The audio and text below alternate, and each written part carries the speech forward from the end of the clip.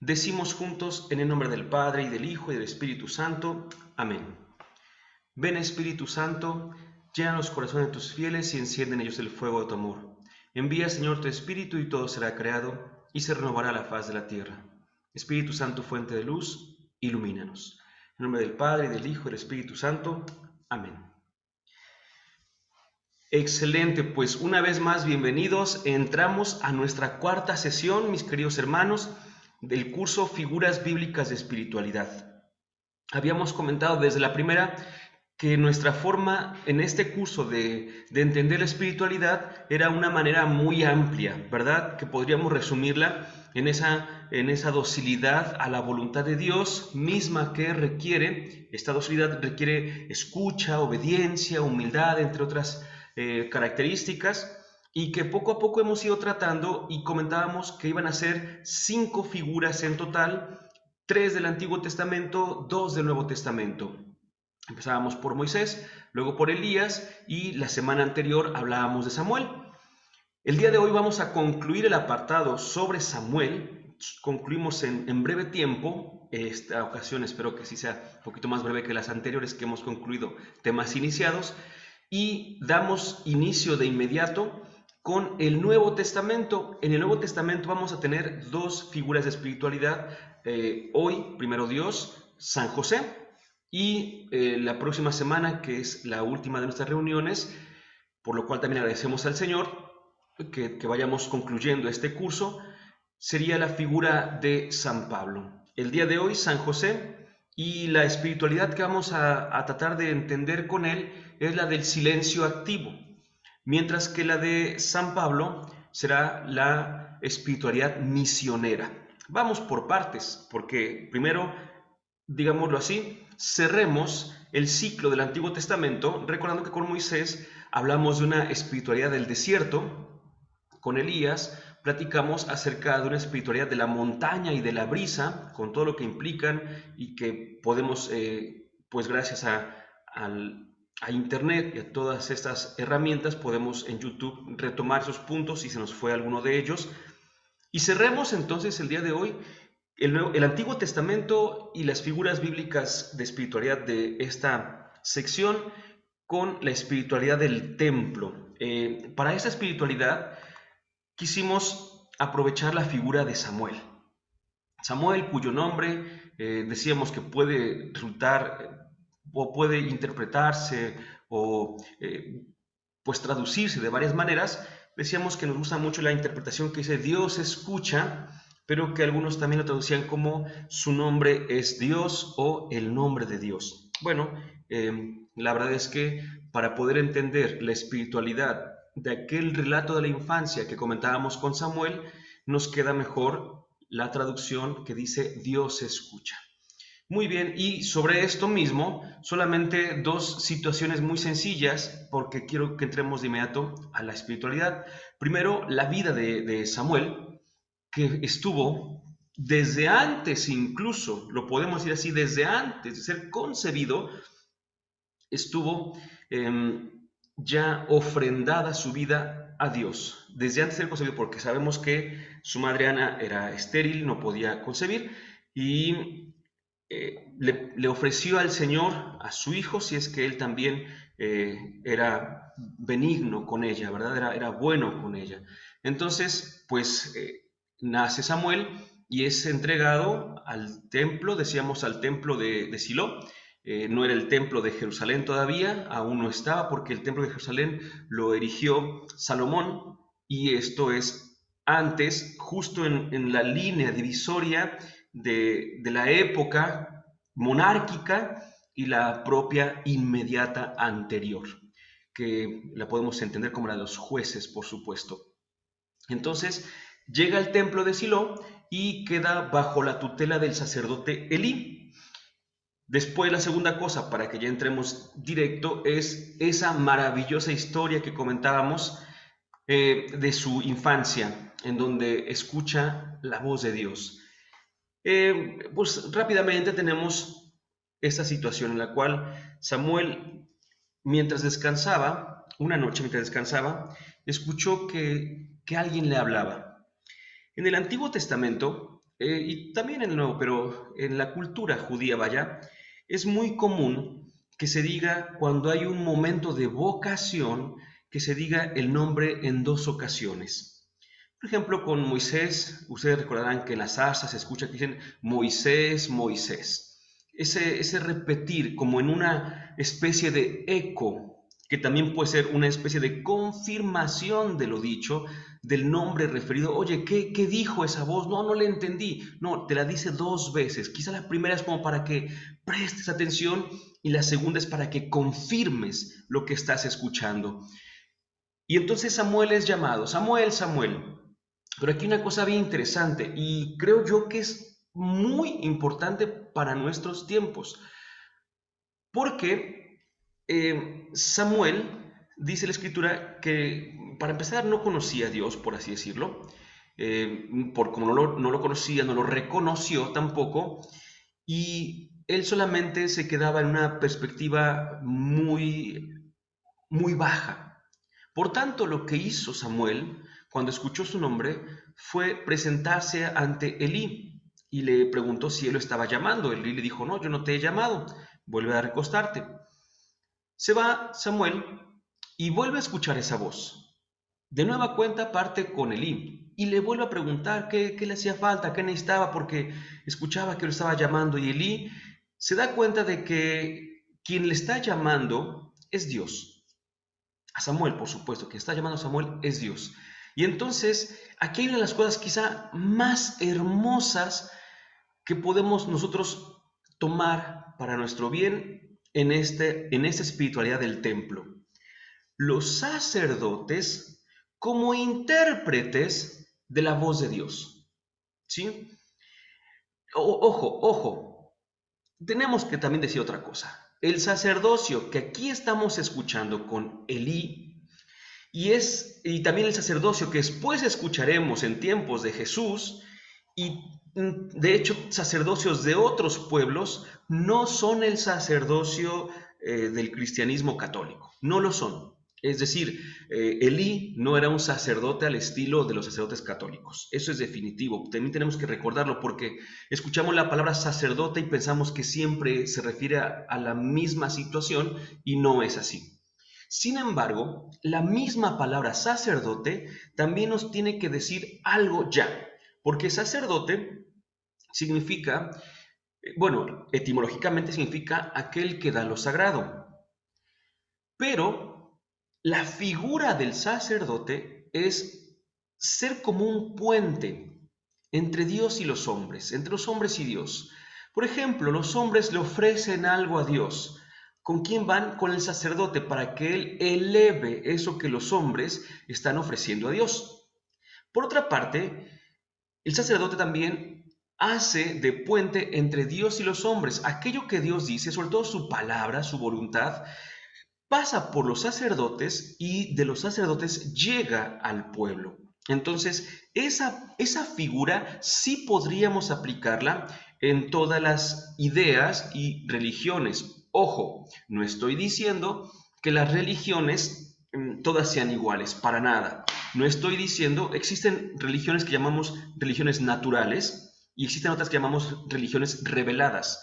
Las religiones naturales son aquellas en las cuales el hombre busca a Dios por su naturaleza religiosa. Las religiones reveladas son aquellas en las que Dios ha buscado al hombre. Entonces tenemos ahí el judaísmo, por supuesto, el cristianismo y el islam. Pero no tenemos, entonces todas las religiones no son iguales, algunas son fruto del esfuerzo del hombre en su búsqueda por Dios y otras son receptoras de lo que Dios ha querido dar a conocer. Entonces no son iguales por esa parte y seguimos entonces que el sacerdote, en este caso Elí, le ayudó a Samuel a reconocer la voz de Dios. Entonces vemos la importancia de una figura sacerdotal.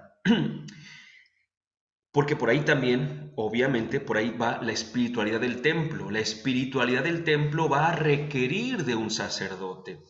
En la espiritualidad del desierto no se requería del sacerdote. En la espiritualidad de la montaña y de la brisa no se requería un sacerdote. Pero en la espiritualidad del templo sí. Y continuamos todavía más, porque le dice Elí a Samuel, bueno, cuando él te llame, di, habla, Señor, que tu siervo escucha. Es Dios el que te está hablando. Y entonces, a la tercera vez que Dios le habla a Samuel, ya Samuel sabe qué responder y entonces Dios le dirige su palabra. Después de tanto tiempo, decíamos, en la que la palabra de Dios era pues muy rara, ya casi desconocida en aquellos lugares, de repente una vez más vuelve Dios a comunicarse con su pueblo, en este caso a través de Samuel. Por eso cuando decíamos, habla que tu siervo escucha, decíamos, bueno, pues ahí está un poquito la etimología del nombre de Samuel, el que escucha a Dios o Dios ha escuchado, pero el que escucha a Dios. Y aquí viene entonces, miren, podríamos hablar infinitas cosas de Samuel, así como en su momento de Elías, dijimos, y de Moisés. Pero nos vamos a detener con una cuestión para nosotros, el templo. Porque Samuel escuchó a Dios en el templo. Debemos recordar, por si lo hemos olvidado, por así decirlo, o debemos reconocer, por si aún no lo hemos aceptado, que estamos en una época, ya tiene varios años, muchos años lamentablemente, estamos en una época en la que hay una característica en nuestra vida común que se llama secularización. ¿Qué es la secularización? Cuando algo, voy a decirlo con este ejemplo, pero abarca muchísimo, ¿no? Cuando algo que en un primer momento estaba destinado a lo sagrado, ahora se ha destinado a lo civil. Dicho de otra manera, algo que tenía un significado de fe, un significado muy grande, muy profundo, ahora lo está perdiendo todo, pero no por culpa del signo, ¿sí? No por culpa del signo, sino por otras intenciones que a veces ni siquiera es de los participantes directos. Vamos a poner un ejemplo. Bueno, por una parte, ustedes deben recordar que algunas naciones en nuestro país hace aproximadamente 100 años se dio la guerra cristera y pues unos años antes también se dieron las leyes de reforma y todo esto. Y son momentos en los que nuestra fe se ha visto atacada directamente por el Estado, por así decirlo, por así decirlo. No es que nuestra fe se haga por el Estado, no, no, no, sino que hay cosas que nuestra fe ocupa para poder manifestarse y estas cosas de repente empiezan a ser quitadas, ¿verdad? Ejemplo claro de secularización, podemos ir en Europa, repito, en nuestro país también se están dando algunas situaciones, pero pensemos en Europa.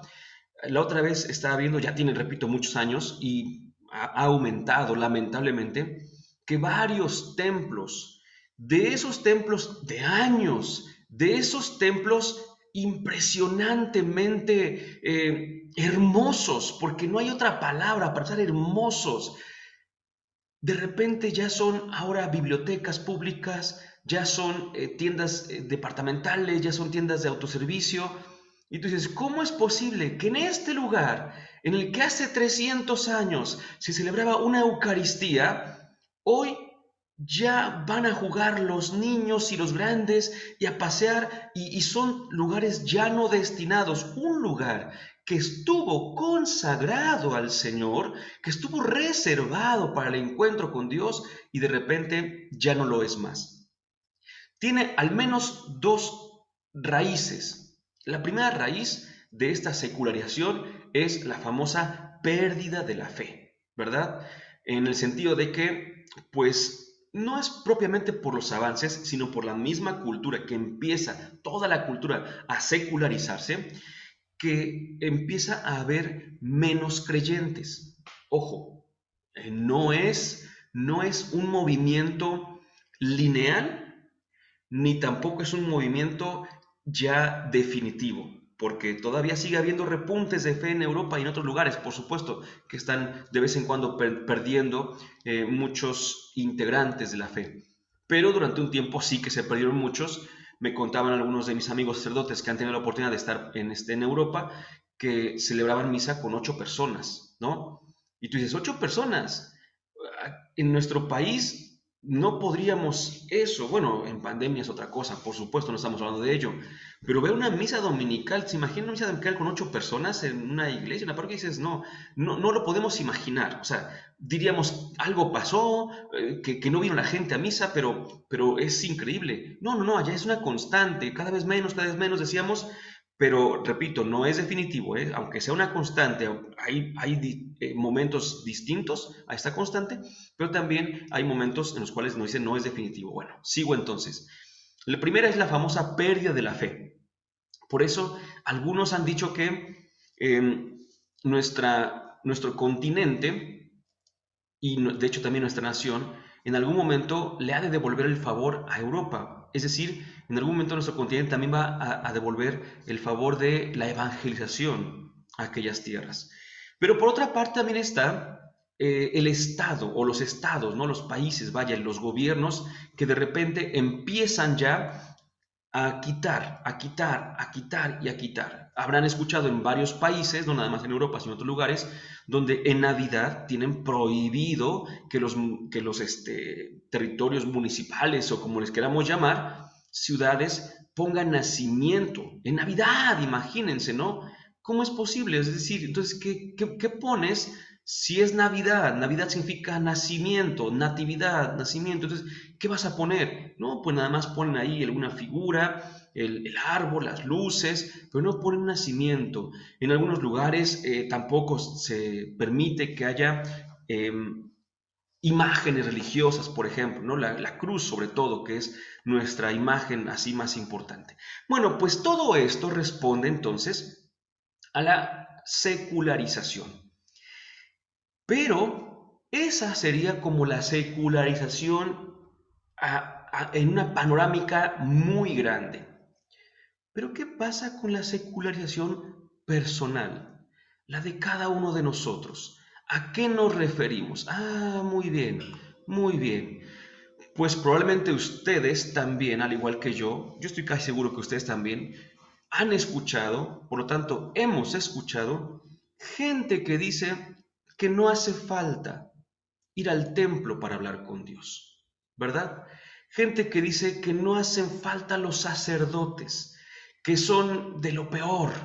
Gente que empieza a vivir una pseudo espiritualidad, porque no es una espiritualidad real.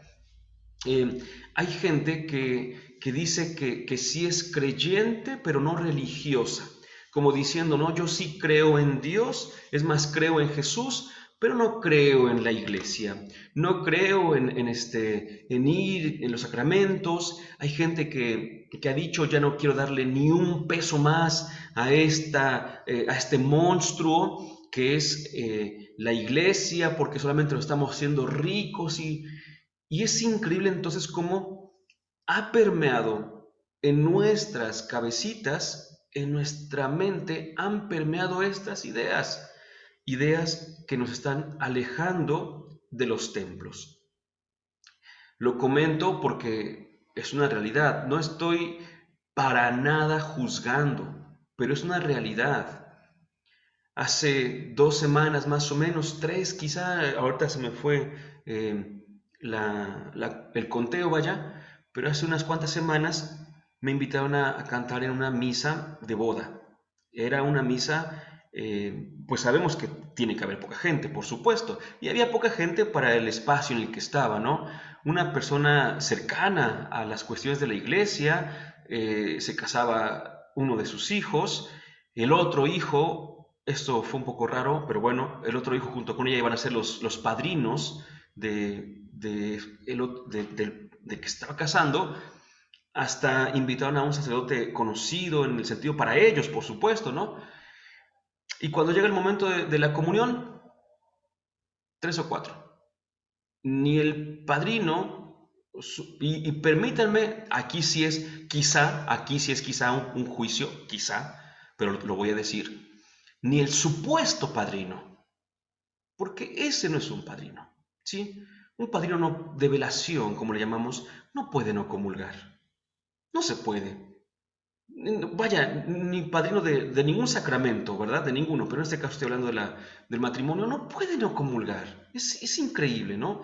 También en otro momento me invitaron bueno, a mí cuando me invitan a cantar, pues no voy a juzgar, por supuesto, pero no estoy ciego ni sordo. Entonces veo la realidad todavía preponderante, porque así como veo a mi comunidad parroquial los domingos vivir con tantas ganas la Eucaristía, con tanta efervescencia, así también me toca cantar en misas de 15 años, misas como de boda que acabo de decir, o de algún aniversario, ya sea luctuoso o sea aniversario de vida, etcétera.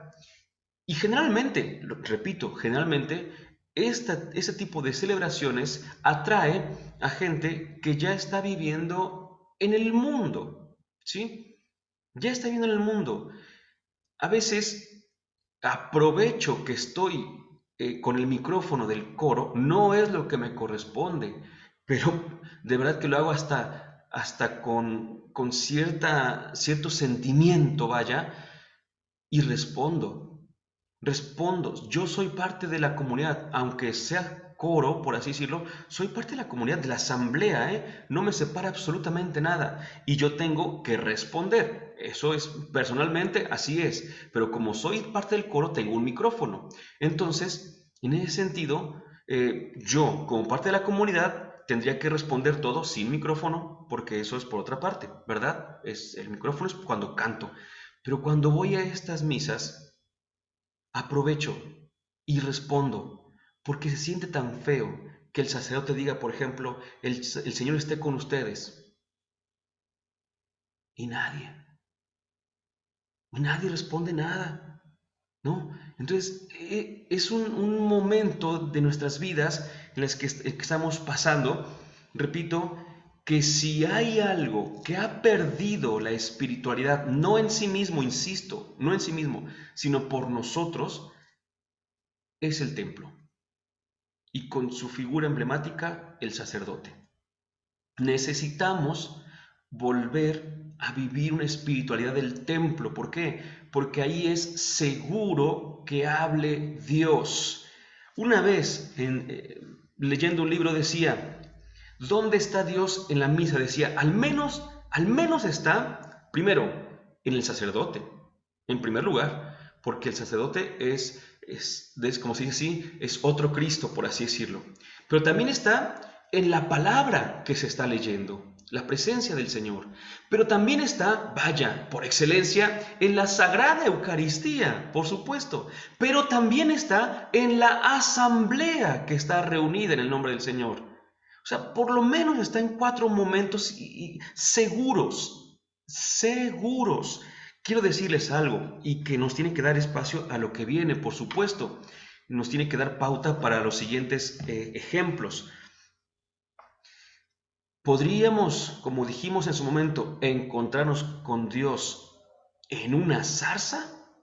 Claro, Moisés se lo encontró en una zarza. Oye, ¿en cualquier zarza? No, pues la verdad es que habría que ver cuál elige Dios, ¿no? Y capaz que él eligió la zarza número 5, yo estoy viendo las zarzas del 1 al 4, o estoy en la zarza 22, entonces a lo mejor llega a ser también casi de probabilidad. ¿Cuál es la probabilidad de que yo vea a Dios si él elige otras zarzas, no? Es decir, ¿es seguro? No, no es seguro que yo vea a Dios en una zarza, no es seguro. Pero Moisés lo vio, sí, pero porque eso eligió Dios para con Moisés. Oye, ¿es seguro que me encuentre a Dios en la montaña o en la brisa? No, no es seguro. Nos lo hemos encontrado en muchos de estos detalles de la naturaleza, pero no es seguro y no es a fuerza. No es a fuerza. Pero donde siempre va a ser seguro es en el templo. Ahí siempre va a ser seguro que nos encontremos al Señor. Porque por lo menos, y lo digo para nosotros, cristianos católicos creyentes, creemos que el Señor está presente en el Santísimo Sacramento. Y por lo menos, pero estoy ya yéndome muy abajo, por lo menos está en el sagrario. Si yo quiero seguro estar frente a frente con Dios, y a lo mejor me voy frente a un árbol, a lo mejor me voy frente a un amanecer, y a lo mejor me voy frente a un hermoso lago, bueno, pueden ser hermosos, pueden tocar nuestro espíritu humano, ¿verdad? Pero no quiere decir eso que estemos frente a frente con Dios. ¿Por qué? Porque tampoco somos panteístas. Los panteístas creen que Dios está en todo. No somos panteístas. Dios a veces elige algunos de estos hermosos detalles de la creación para manifestarse, pero Dios no está en todo, si no seríamos panteístas. ¿Sí? Ojo con esto porque, repito, muchos se cargan a ese lado, ¿verdad?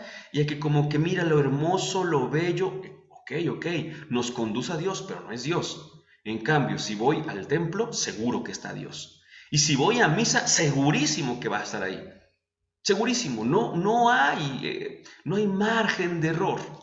No hay margen de error para estar con la certeza de que el Señor estará ahí presente, de verdad presente. Entonces, esto nos da pie a la siguiente sección. Bueno, obviamente, aquí tenemos la espiritualidad del templo que estamos viendo con Samuel, que ya dijimos que este no es el templo actual, por supuesto. Bueno, la imagen que tengo sí es de un templo más actual, por supuesto, pero no es el templo del catolicismo, por así decirlo, ni siquiera es el templo de Jerusalén, sino el templo de Samuel, el templo de Silo, para empezar. Después, el sacerdote Elí no es tampoco el sacerdote del día de hoy, pero esto lo estamos aplicando a nuestra vida, porque si viviéramos en tiempos de Samuel, pues les diría yo, vámonos a Silo, y ahí es seguro que Dios nos habla. Les diría yo, pues vamos con Elí, y ahí es seguro que nos va a conducir a Dios. Pero no estamos en esos tiempos, estamos en nuestros tiempos, y en estos también tenemos templos. Fíjense que, para finalizar esta parte, me resulta muy bonito una cuestión, ¿no? Que el ser humano es un ser simbólico. Es decir, nos gusta darle significado a las cosas, nos gusta hacer símbolos de las personas incluso, ¿no? Sobre todo las personas, pero también en este caso muy concreto de nuestra fe. Y entonces hay unas construcciones, repito, ¿no? Ve uno imágenes, fotografías. Actualmente, por ejemplo, acabo de ver hace unas horas, por un contacto en Facebook que tengo, que están celebrando 8 siglos de que fue erigida la Catedral de Burgos en España. 8 siglos. En el 1200, hace 800 años. En 1221, entonces, ¿no? Se hace 800 años de esto. Bueno, ahí ni siquiera se había descubierto nuestro continente, según lo cuenta la historia oficial, por supuesto, ¿no? Nuestras catedrales tendrán cuatro siglos más o menos, no más, no llegamos a los 5 siglos como tal, estaríamos apenas llegando con Hernán Cortés, que llegó en 1519, 1521, estuvo por acá, entonces estamos llegando como a los 5 siglos de esto, pero nuestras grandes catedrales ahí están, y sin embargo, conforme pasa el tiempo, vamos viendo que a veces vamos perdiendo un poquito esa idea de los templos simbólicos. Templos que también algunos decían, por ejemplo, ¿no? Que algunos templos tenían una imagen de una cruz, porque era la nave central, la más alargada, y las naves laterales, pues tiradas hacia adelante y obviamente extendidas, y era como una cruz acostada, ¿no? Y que todo te decía algo, desde las columnas ya te estaban diciendo, los adornos mismos de las mismas columnas, y obviamente los retablos, que a veces era una cosa impresionante, ¿no? Basta con ir a ver las catedrales de Puebla, de México, de Morelia, unas cosas impresionantemente hermosas, y otras muy bonitas, las de Guadalajara también, otro estilo también, claro, no son los mismos estilos, pero otro estilo, no, perfecto. Pero algunos templos de la actualidad han sido más por urgencia, por necesidad, y empiezan a perder en ocasiones ciertos detalles.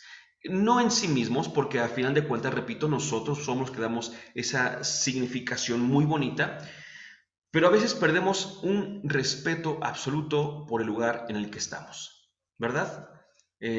muchos de nosotros, por ejemplo, a mí en su momento me tocó, lamentablemente hoy lo lamento, pero pues también me ayuda a entenderlo. Una vez, hace como unos 20 años yo creo, ya estaba yo grande, no crean que tenía yo 5 años, ¿verdad? Ya estaba yo grande.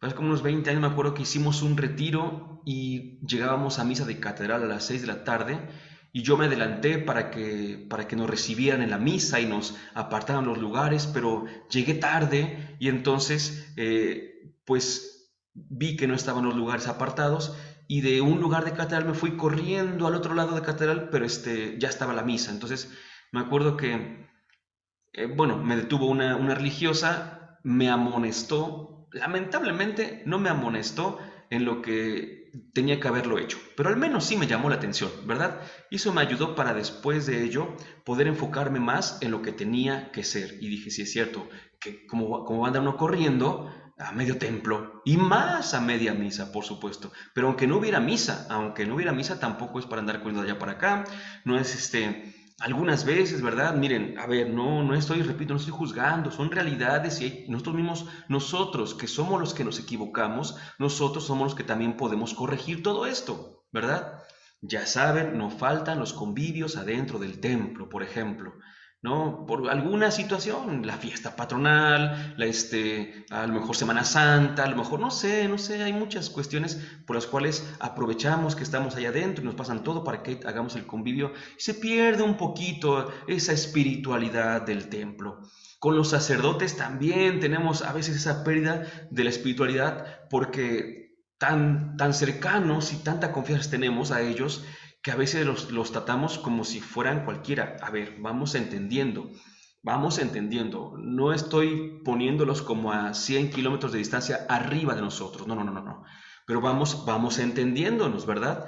Una cosa es tratar con confianza y otra es falta de respeto, ¿verdad? Son dos cuestiones muy diferentes. Y sobre todo porque, repito, también ellos, y sobre todo revestidos, pues es necesario, pero en extremo, que podamos nosotros enfocarnos en eso.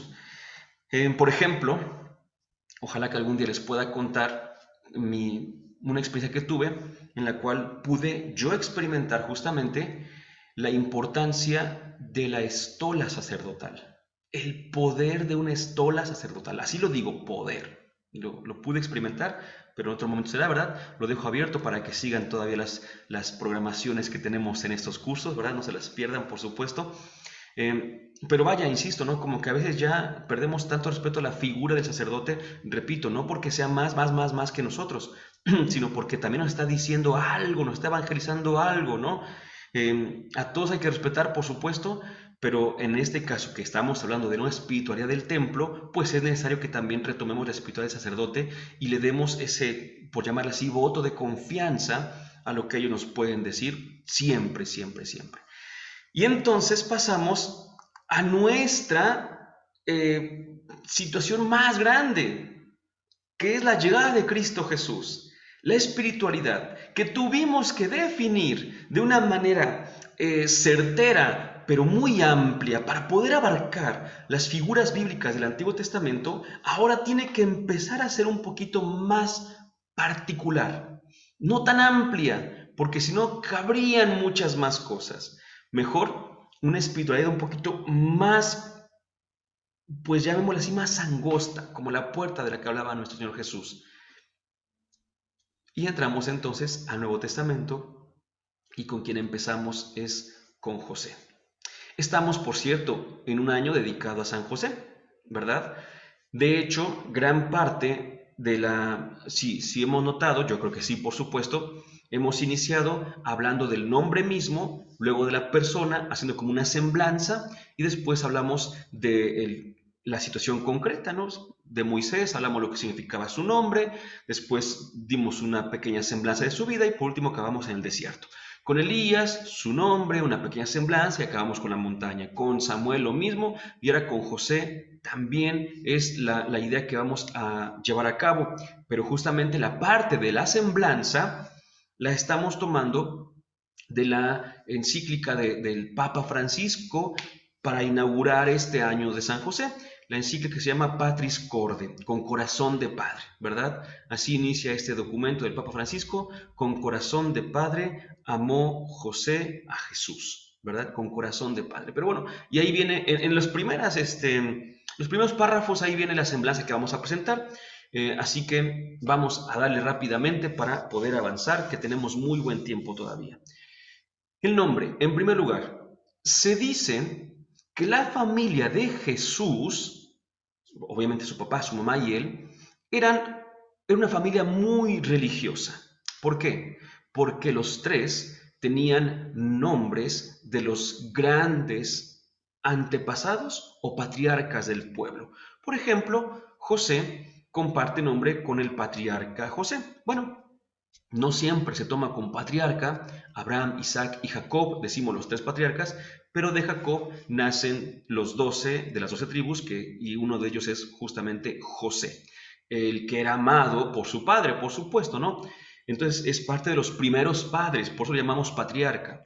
De hecho, María, la madre de Jesús, también tiene un nombre de los patriarcas, pero van a decir, pues si es nombre de mujer. Sí, pero también es de las primeras que dieron origen a este pueblo. María, la hermana de Moisés, para empezar, se llamaba María, y es de las primeras, pero después, debo decirles, bueno, el mismo Jesús, en hebreo, Jesús se dice Josué. Entonces, cuando en el Antiguo Testamento encontramos Josué, lo pasamos al Nuevo Testamento y es Jesús, no hay más.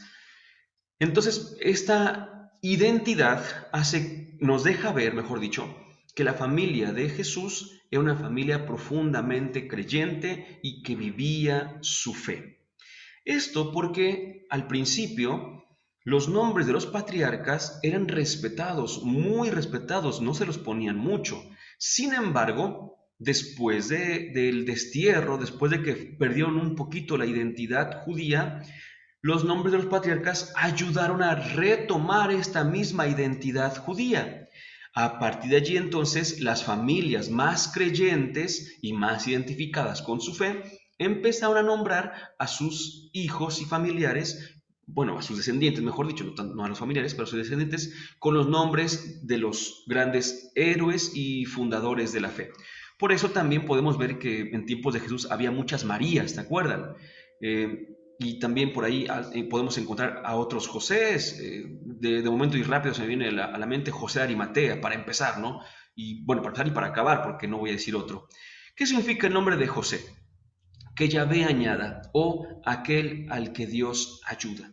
Es una forma de decir, por una parte, que Dios, como hemos dicho, los nombres también devienen en cierta misión, que Dios está otorgando algo a esta persona, pero además de esta persona, a los demás a través de dicha persona, ¿sí? Entonces, Dios está ayudando a este, pero para que a través de él llegue a todos los demás. Es Yahvé Dios el que está dando, el que está ayudando.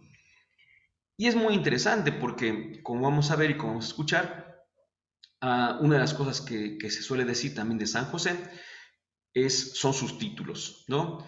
Porque, como dice el Papa Francisco en este documento que les comenté, Patris Corde, después de María, si alguien tiene gran beneplácito del pueblo cristiano, pues es San José, ¿verdad? Entonces, San José es muy querido, y pues de él vamos a ver una pequeña semblanza. Y les iba a decir que se ha definido o se ha llamado a San José a veces por estos dotes y estos dones que Dios ha puesto en él y que él ha puesto al servicio de los demás. Por ejemplo, se le llamó el custodio del Redentor. Y en este caso es el regalo para San José es ser un hombre fuerte, de fe, valiente y firme. Pero esos regalos los pone al servicio no nada más de Jesús, sino que a través de Jesús nos llega a todos nosotros, ¿verdad? Bueno, pues San José es de verdad una figura que es muy interesante. Aquí es donde empieza pues nuestra semblanza. ¿Qué sabemos de José? Sabemos que fue un humilde carpintero, que estaba desposado con María y según San Mateo era un hombre justo, siempre dispuesto a hacer la voluntad de Dios. Ojo, esta voluntad San José la podía conocer a través de la ley que ya estaba escrita, pero también a través de unos sueños que tuvo el mismo José. Aquí hago varias intervenciones. La primera de ellas es que vamos a ver que se utilizarán los evangelios de Mateo y Lucas, porque son los dos evangelios que nos hablan de la infancia de Jesús y por tanto pues de San José. La segunda cuestión es muy importante que se las diga de una vez, porque nosotros podemos confundir la idea de los sueños en el ámbito bíblico a la idea de los sueños en el ámbito actual. Algunos creen que los sueños tienen una significación misteriosa, mágica. Momento. Los sueños, ojo, sí se pueden interpretar, pero desde la psicología, ¿sí? Es decir, cuando tú le dices a un psicólogo, por ejemplo, fíjate que estoy teniendo estos sueños, él te puede ayudar a decir, bueno, ¿por qué los estás teniendo? Porque tienes dentro de ti algunas ideas, algunos pendientes, y eso es lo que en tu inconsciente quiere salir y salen en tus sueños, que es donde podríamos decir así, menos control tenemos de nuestros pensamientos. También los tenemos cuando estamos conscientes, pero vaya, es otro punto, ¿no? Sin embargo, para nada, pero para nada, podríamos decir, soñé, hasta voy a inventar porque ya no me acuerdo, la verdad, pero voy a inventar, que alguien decía, soñé con serpientes, y alguien decía, alguien se va a morir. No, a ver, ahí sí ya es algo mágico, ahí sí ya es algo que no tiene que ser. Los sueños no se pueden interpretar así. Eso es en la actualidad, ¿sí? En la actualidad, si alguien te dice qué significará este sueño, bueno, pues tienes un pendiente por ahí y ese pendiente te está haciendo que en tu dormir salga a flote. Pero no es de que, bueno, soñé tales números de la lotería, a ver, cómpralos. Bueno, pues obviamente no, los sueños no funcionan así. Tenemos ya que irlo admitiendo y aceptando desde nuestra fe, claro está, por supuesto, ¿no? Desde nuestra fe. Y por otra parte, repito, en la antigüedad era muy diferente. ¿Por qué? Porque los sueños eran una forma legítima en la que Dios manifestaba su voluntad, pero no tienen nada que ver con los sueños actualmente. En la antigüedad, el ser humano tenía, sobre todo en el pueblo judío, tenía esta capacidad de poder ver no solamente en los sueños, no solamente allí, sino también en la naturaleza, también en las decisiones de cada quien, también en los acontecimientos que podían pasar. En todo esto podían ver la voluntad de Dios, ¿sí? Podían ver que ahí Dios también estaba obrando, que ahí también Dios quería decirnos algo. Pero repito, no solamente en los sueños, porque quizás recuerden lo que voy a decir ahora. Cuando eligen a Matías, que es el sucesor de Judas en los apóstoles, en los dos apóstoles, dice la escritura que lo echaban a suertes. Bueno, pues hoy yo creo que entendemos perfectamente bien que los volados o papelitos y eso, en el sentido de como una tómbola o algo así, pues Dios no se va a manifestar así, por supuesto, ¿no? Actualmente tenemos otra forma de ver a Dios, por supuesto, pero en aquellos días ellos podían leer incluso en esos acontecimientos la voluntad de Dios. Entonces, que no confundamos cuando decimos que José podía conocer la voluntad de Dios que se manifestaba en los sueños, no confundamos con nuestra idea actual de sueño, ¿verdad? No, no es lo mismo. Segundo, después de un largo y duro viaje de Nazaret a Belén, vio nacer al Mesías en un pesebre, porque en otro sitio no había lugar para ellos. Fue testigo de la adoración de los pastores y de los magos, que representaban respectivamente el pueblo de Israel y los pueblos paganos. Tuvo también, esto es una semblanza muy rápida, muy bonita, muy concreta, que viene, repito, en Patris Corde. Tuvo la valentía de asumir la paternidad legal de Jesús, a quien dio el nombre que le reveló el ángel. Tú le pondrás por nombre Jesús, porque él salvará a su pueblo de sus pecados, dice Mateo 1:21. Y una pequeña nota, como se sabe, en los pueblos antiguos, poner un nombre a una persona o a una cosa significaba adquirir la pertenencia, como hizo Adán en el relato del Génesis.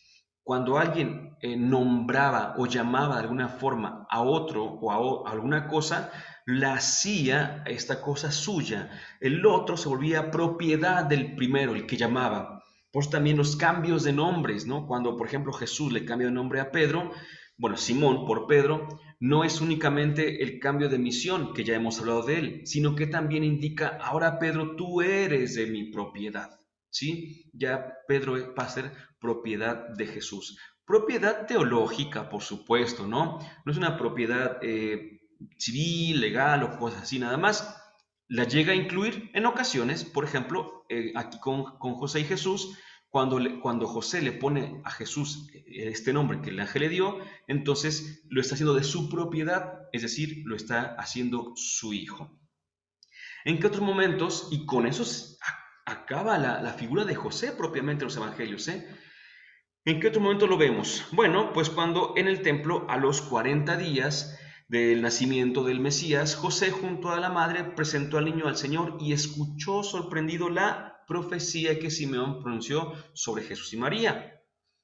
Después, para protegerlo de Herodes, sabemos que Jesús siempre estuvo amenazado. Bueno, cuando era niño y José era su custodio, pues lo tuvo que proteger de Herodes. Y entonces, fíjense cómo José renuncia a sus raíces con tal de proteger a Jesús. Se fue a Egipto como extranjero, ¿sí? Eso a nosotros que quizá algunos de nosotros tenemos más apertura, otros de nosotros llegamos a ser, perdonen, pero otros llegamos a ser como hasta malinchistas, llegamos a ser tan desapegados de nuestras raíces, pues si alguien me dice, oye, Sergio, pues mira, ¿cómo ves? Te quiero dar la ciudadanía alemana. Bueno, pues vámonos, ¿no? Y adelante, ¿no? Excelente. Bueno, y ahí cada quien ve, ¿no? Pero para ellos, tenemos que darnos cuenta de lo que es para ellos. Y para José, irse de su tierra, de la tierra santa, de la tierra que Dios les había dado, era una renuncia grandísima.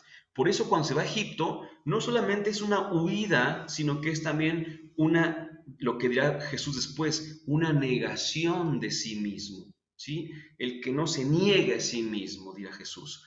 Pero después volvieron porque fueron avisados también en sueños, y este José que tenía ascendencia de la línea davídica, del rey David, vaya, pues se fue a vivir por causa de Jesús a un pequeño y desconocido pueblo de Nazaret, ¿no? Ahí en un rinconcito, allá fue a dar José con su familia. ¿Por qué? Por la causa de Jesús. Entonces nos damos cuenta de que José realmente era un hombre atrevido, un hombre que actuaba. Por último, el relato del templo, cuando suben a Jerusalén, porque estaban allá, y se dice subir, aunque estaban ellos en el norte, se dice subir por la cuestión de que Jerusalén estaba en un monte alto. Bueno, pues recordamos que San Lucas nos cuenta que Jesús de repente se les perdió y que ellos, pues angustiados, lo buscaron. Otro regalo más para nosotros, ¿no? Que buscar a Jesús. ¿Hasta cuándo? Hasta encontrarlo, hasta encontrarlo. Entramos entonces en la reflexión del silencio activo, que es lo que nos interesa para el día de hoy, para San José. Y me permito abundar y para poder concluir y la siguiente semana tener el tiempo necesario para San Pablo. Quisiera iniciar con un recordatorio, que es el recordatorio de Marta y María, las dos hermanas, porque estas hermanas en muchas ocasiones se ha hecho énfasis en la actitud de María. Se ha llevado, por así decirlo, a niveles insospechados esta actitud de estar a los pies del Maestro que hizo María. Y en ocasiones no lo digo de todos, pero algunos, se ha despreciado la actitud de Marta. Ay, es que mira, esta se la pasa trabajando, debería ponerse a orar. Ah, porque para esto Muchos creen que lo que hacía María era activismo, perdón, Marta, y muchos creen que lo que hacía María era simplemente oración. Y no, es mucho más que eso, es mucho más que eso, ¿no? Bueno, se ha dado pie a la famosa vida activa y vida contemplativa. La vida activa es la vida de Marta y la vida contemplativa la vida de María, pero eso ya es en nuestro lenguaje. Pero ¿qué podríamos decir y por qué lo menciono con respecto a José? Porque José engloba ambas. Y es que fíjense que, voy a decirlo así, em, en este texto de San Lucas que estoy hablando en el capítulo 10 de Marta y María, repito, muchos creen que lo mejor arriba es la oración y acá abajo la acción. No es cierto, no. Es una lectura errónea del texto de Lucas 10:38. Lo que está diciéndonos es ese equilibrio. No es elige una de las dos, es vive las dos, pero en equilibrio. ¿Por qué? ¿Y cómo lo sabemos? Porque es fácil. Si nosotros pusiéramos atención en todo el texto, no solamente en una cita, sino en todo el texto, podríamos entenderlo mucho más fácil. ¿Quién le pidió a Jesús que entrara en esa casa? Marta.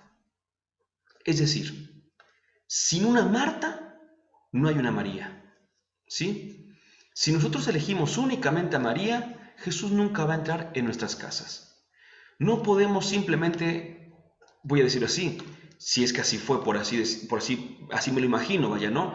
Jesús se sienta, voy a decirlo así, en una silla y María se pone a los pies de Jesús. Muy bien, pero para que estuviera Jesús en esa silla, tuvo que haber una Marta, ¿sí? Si no hay Marta, si no hay vida activa, entonces María se sentaría a los pies de una silla. Por eso es necesario que sepamos escuchar, silencio, pero que también sepamos actuar, acción, hacer. ¿Por qué uno y por qué el otro? Es que es muy fácil, es muy fácil. Si fuéramos, por ejemplo, a hacer una dinámica y yo les dijera, ¿listos para la dinámica? Entonces me dirían, ¿cuál? ¿Cómo? ¿De qué? Aquí está todo para la dinámica y todos, ¿pero de qué se trata? ¿No? Una, dos, tres. No se puede actuar si no se sabe qué se va a hacer.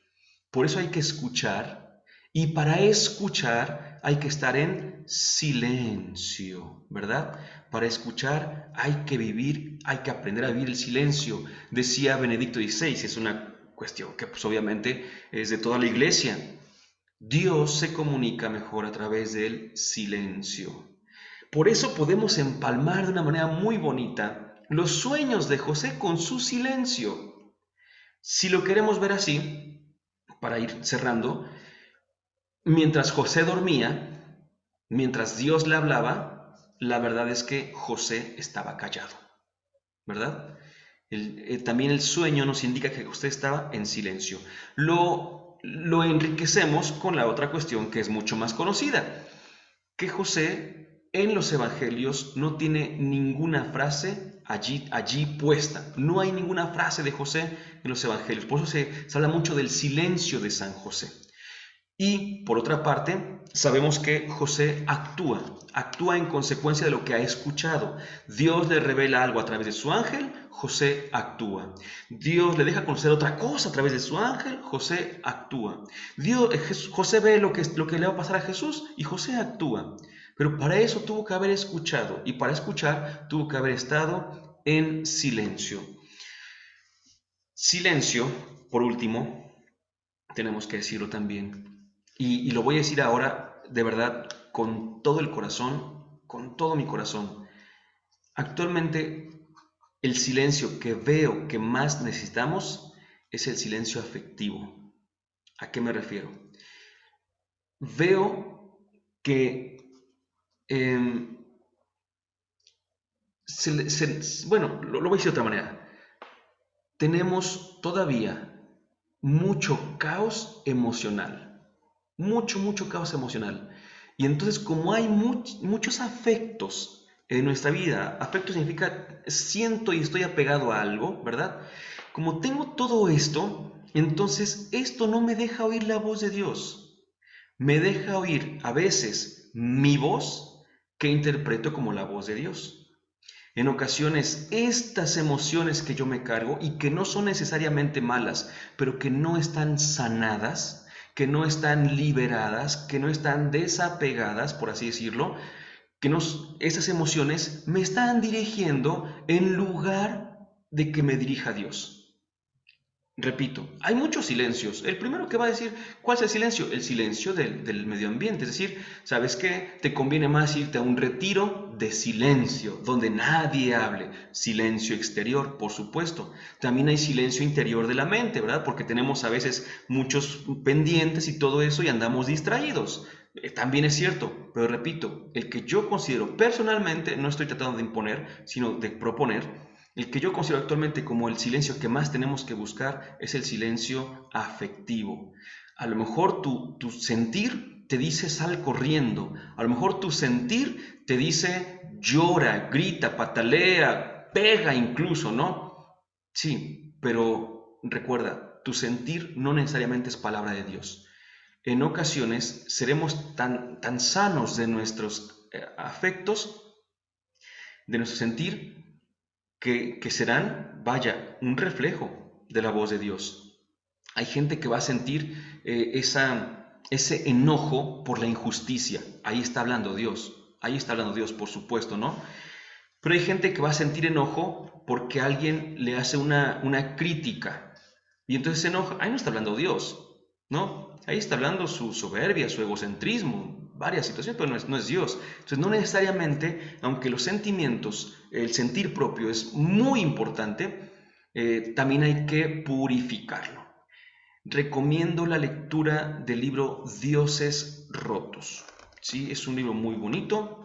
En internet se puede descargar gratis solamente una parte del libro, pero pues quizá de alguna forma se pueda conseguir porque no es un libro tan económico, pero vale la pena. Hace algún tiempo lo traje y lo vendimos algunos ejemplares, entonces no recuerdo quién se lo vendí, por si alguien lo tiene, pues igual y diga después yo lo puedo prestar, pero Dioses Rotos es un libro que nos ayuda a entender justamente de dónde vienen originalmente estos deseos, estos sentimientos y por qué se han ido pues por otras ramas, ¿verdad? Como nos ha pasado.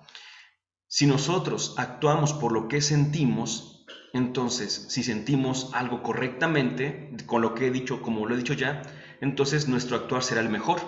Pero si sentimos algo incorrectamente, nuestro actuar no va a ser el mejor.